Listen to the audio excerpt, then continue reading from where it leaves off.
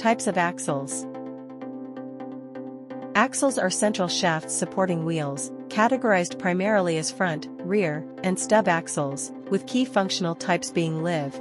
Transmits power, like in RWD 4WD, and dead. Supports weight only, common in FWD.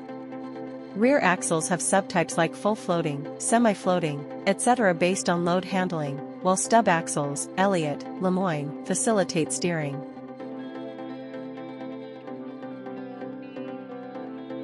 Function. Front axle. Supports front weight, aids steering, can be dead, non-driven, or live, driven in 4WD. Rear axle. Transmits power to wheels, typically live, includes half shafts. Stub axle. Connects to the front axle, allows wheel pivot for steering. Transaxle. Combines transmission and axle, common in front-wheel drive cars. Power transmission. Live axle.